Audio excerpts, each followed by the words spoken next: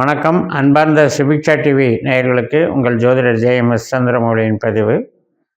இந்த பதிவில் நம்ம பார்க்க இருக்கிறது சனி, சுக்கிரன், செவ்வாய் இந்த மூன்றுமே குரு நட்சத்திரத்தில் பயணிக்கிற நாட்களில் அசுப பார்வையாக என்ன பலன் கொடுப்பாங்க, சுப பார்வையாக என்ன பலன் கொடுப்பாங்க, கிரக சேர்க்கையாக என்ன பலன் கொடுப்பாங்க அப்படிங்கிறத பற்றி தான் இந்த பதிவில். மகர லக்னத்திற்கு 3 கிரகங்கள், கிரக சேர்க்கை, அசுப பார்வை, சுப பார்வை, இதன் மூலம் நமக்கு என்ன பலன்னு பார்க்க இருக்கோம். அதாவது சனி கிரகம் நமக்கு 2ல் இருக்கார் இல்லையா, அவர் நட்சத்திரம் மாறி இருக்கார். ராகுனுடைய நட்சத்திரத்திலேருந்து குருனுடைய நட்சத்திரத்துக்கு மாறி இருக்கார் டிசம்பர் 27 இப்போ செவ்வாய் நமக்கு 7ஆம் இடத்துல இருந்த செவ்வாய் வக்ரகதியில் அவரும் நமக்கு 13ஆம் தேதி, ஜனவரி 13ஆம் தேதி பூச நட்சத்திரத்திலேருந்து புனர்பூச நட்சத்திரம் குரு நட்சத்திரத்துக்கு மாறுறார். அப்போ சனி இருக்கிறதும் குருவனுடைய பூரட்டாதி நட்சத்திரம், நமக்கு செவ்வாய் இருக்கிறதும் குருவனுடைய புனர்பூச நட்சத்திரம். ஆனால் ராசி பார்த்திங்கன்னா கடகத்துக்கும் கும்பத்துக்கும் 6, 8 வருது. கும்பத்திலிருந்து 6வது இடம் கடகம், கடகத்திலிருந்து 8வது இடம் கும்பம். இது அசுப பார்வை, அசுப விளைவு. அப்போ இந்த அசுப விளைவில் நம்ம என்ன எச்சரிக்கையாக இருக்கணும்? இது எப்போ வரைக்கும் அப்படின்னா, நமக்கு 13லேருந்து 21 வரைக்கும் தான், அந்த 9 நாட்கள் தான் செவ்வாய் அந்த கடகத்தில் இருக்கார். அதுக்கப்புறம் மிதனத்துக்கு போய் சுப விளைவாக மாறுறார். அதனால் இந்த 9 நாட்களில் மட்டும் நம்ம பேச்சில் நம்ம சந்திக்கக்கூடிய நபர்கள், கணவன் மனைவி உறவினோட வாக்குவாதங்கள், கஸ்டமர்கிட்ட பேசுகிறது, புது நபர்களை சந்திக்கும்போது பேசுகிறது, பணம் கொடுக்கல் வாங்கல், புதிய நபர்கள்கிட்ட கொடுக்கல் வாங்கல், அதே மாதிரி திருமண வரன் பார்க்குற நிகழ்வுகள், எதெல்லாம் 7ஆம் இடமோ அதெல்லாம் நமக்கு கொஞ்சம் டென்ஷனை கொடுக்குது அப்படிங்கிறது. இந்த சமூகம் சார்ந்த அத்தனையுமே 7ஆம் இடம் தான். அப்போ நம்ம அன்றாடம் ஏதோ ஒரு நபர்களை சந்திச்சுட்டு தான் இருப்போம், நம்ம பேசிகிட்டு தான் இருப்போம். அது ரத்த சம்பந்தப்பட்ட உறவாக இருக்கலாம், நம்ம வீட்டில் இருக்கிற பெரியவங்களாக இருக்கலாம், நமக்கு கணவன் மனைவி உறவில் இருக்கிறவங்களாக இருக்கலாம். இது எல்லாத்துலேயுமே உறவு ரீதியாக பாதிக்கும். அதே மாதிரி கொடுக்கல் வாங்கல் பொருள் ரீதியாகவும் எச்சரிக்கையாக இருக்க வேண்டும். இந்த 21ஆம் தேதிக்கு அப்புறம் செவ்வாய் மிதுனத்துக்கு போயிடுறார். அப்போ கும்பத்துக்கும் மிதுனத்துக்கும் 1ஆம் இடம் 9ஆம் இடம், 5ஆம் இடம் 9ஆம் இடங்கிற மாதிரி வேலை செய்யும். கும்பத்திலிருந்து 5ஆம் வீடு மிதுனம், மிதுனத்திலிருந்து 9ஆம் வீடு கும்பம். இதுக்கு பேர் சுப விளைவு, சுப பார்வை. அப்போ இந்த செவ்வாய் சனியினுடைய சுப பார்வையினால் நமக்கு 2ஆம் இடம் 6ஆம் இடத்துல அமைகிறதுனால பணவரவு, தொழில் முன்னேற்றம், தொழில் அங்கீகாரம், உத்தியோகத்தில் அப்ரிசியேஷன், பாராட்டு, சொந்த தொழிலில் வளர்ச்சி, இதையெல்லாம் நம்ம பார்க்கலாம். அப்போ நுணுக்கமான கருவிகள் செய்கிறது, கன்ஸ்ட்ரக்ஷன் லைனில் இருக்கிறவங்க, ரியல் எஸ்டேட் பண்ணுறவங்க, ஸ்பேர் பார்ட்ஸ் சம்மந்தப்பட்டது, ஆட்டோமொபைல் இண்டஸ்ட்ரீஸ், ஆர்கிடெக்டாக இருக்கவங்க, பேசக்கூடிய திறமைகள், பேசக்கூடிய தொழிலில் இருக்கவங்க, லாயர்ஸு, உணவு சம்மந்தப்பட்ட தொழில், உடை சம்மந்தப்பட்ட டெக்ஸ்டைல் இண்டஸ்ட்ரி, மருந்து சம்மந்தப்பட்ட விஷயங்கள், இது எல்லாத்துலேயுமே இந்த செவ்வாய் சனி காம்பினேஷன் அருமையாக ஒர்க் அவுட் ஆகும், பணவரவுக்கு நல்லாயிருக்கும். அப்போ இந்த காலகட்டத்தை பயன்படுத்திக்கோங்க. செவ்வாய் கிரகம் ரொம்ப நாளைக்கு மிதுனத்தில் இருக்க போகிறாரு குரு நட்சத்திரத்தில். ஆனால் சனி கிரகம் மார்ச் 29ஆம் தேதியே பெயர்ச்சி ஆக போகுது. அப்போ அது வரைக்கும் இந்த கணக்கை எடுத்துக்கோங்க. அதாவது 21 ஜனவரியிலிருந்து நமக்கு மார்ச் 29 வரைக்கும் நீங்கள் கணக்கெடுத்துக்கலாம். இந்த காலகட்டத்தில் தொழில் சார்ந்த நடவடிக்கைகளை ரொம்ப வேகமாக பண்ணிக்கலாம், நமக்கு ஒத்துழைப்பு இருக்கும்.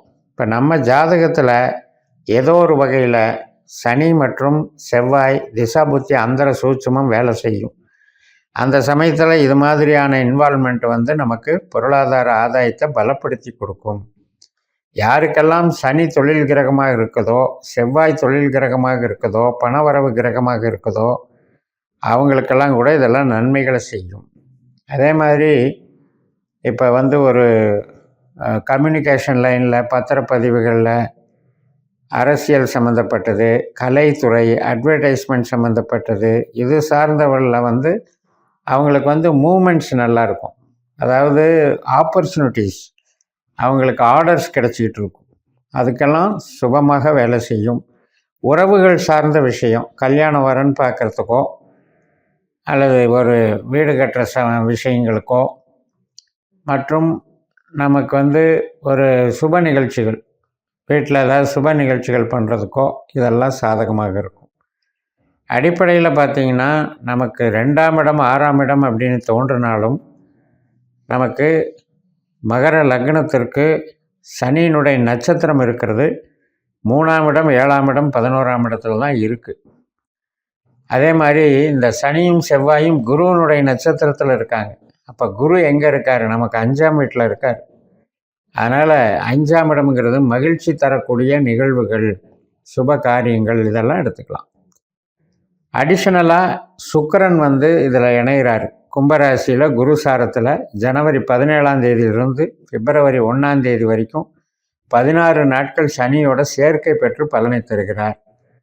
2ஆம் இடத்துல சுக்கிரன் சனி சேர்க்கை அப்படிங்கிறது நமக்கு தொழில் கிரகமான சுக்கிரனும் பணஸ்தானமான சனியும் தன அதிபதியான சனியும் சேர்க்கை பலனை கொடுக்குறாங்க. அதுவும் தனக்காரகனான குருவனுடைய நட்சத்திரத்தில் இருந்து கொடுக்குறாங்க.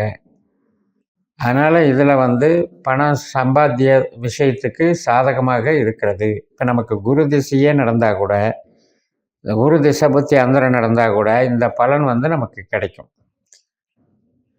அப்போ சுக்கிரன் என்ன மாதிரியான விஷயங்களை வச்சுருக்காரு அப்படின்னா, ஒரு இன்டீரியர் டெக்கரேஷன், திரைப்படங்கள், சினிமா சம்மந்தப்பட்டது, ஆபரணங்கள், கவர்ச்சிகரமான பொருட்கள் அடங்கியது, சொகுசு வாகனங்கள், ஹோட்டல்ஸு, ஹாஸ்பிட்டாலிட்டி, இது சம்மந்தப்பட்ட அனைத்து விஷயங்கள்லையும் இந்த சனி சுக்கிரன் நமக்கு தனஸ்தானத்திலிருந்து லாபத்தை தர்றாங்க, வளர்ச்சியை தர்றாங்கன்னு எடுத்துக்கணும்.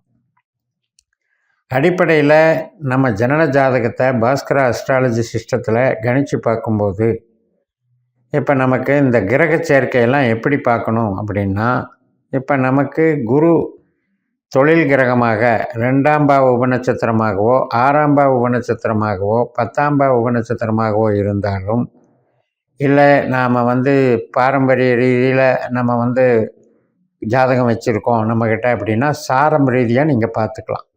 இப்போ மகர லக்னத்தில் நீங்கள் வந்து திருவோணம் திருவோண நட்சத்திர பாதத்தில் லக்னம் அமைஞ்சிருந்தது அப்படின்னா உங்களுக்கு வந்து ராகு வந்து 2ஆம் இடத்தினுடைய தாக்கத்தை கொடுப்பார். அதே திருவோணம் 2 பாதத்துக்கு மேலேயும் அவிட்டம் பாதத்துலேயும் லக்னம் அமைஞ்சிருந்ததுன்னா குரு வந்து உங்களுக்கு பண வரவை கொடுக்குறார். அப்படிப்பட்ட குருவின் சாரத்தில் இந்த கிரகங்களெல்லாம் பணஸ்தானத்துலேயும் வேலை ஸ்தானத்துலேயும் நம்மளுக்கு யோகத்தை கொடுக்குறாங்கங்கிறது தான் இந்த கான்செப்டினுடைய முக்கிய நோக்கம். எதுக்கு நம்ம வந்து நம்மளுடைய ஜாதகத்தை பாஸ்கரா அஸ்ட்ராலஜி சிஸ்டத்தில் உபநட்சத்திர கான்செப்டை எடுத்து நம்ம அடாப்ட் பண்ணோம்னா நம்ம கேள்விக்கெல்லாம் சிறப்பான பதில் கிடைக்கும். அன்றாட வாழ்க்கையில் நம்ம என்ன நிகழ்வுகளுக்கு நம்ம போனாலும் அந்த நிகழ்வுகளுக்கு இன்றைய நட்சத்திரம் சாதகமாக பாதகமா என்று தெரிஞ்சு கொள்ளக்கூடிய அளவுக்கு நமக்கு இந்த ஜோதிடம் துணை நிற்கும் என்று சொல்லி நிறைவு செய்கிறேன். இந்த சேனலை சப்ஸ்கிரைப் பண்ணி ஷேர் பண்ணுங்கள். உங்கள் தனிப்பட்ட ஜாதக பலாபலன்களை என்னுடைய வாட்ஸ்அப் நம்பரில் தொடர்பு கொண்டு பலன் பெறுங்கள். உங்களிடமிருந்து விடைபெறுகிறேன். உங்கள் JMS. நன்றி, வணக்கம்.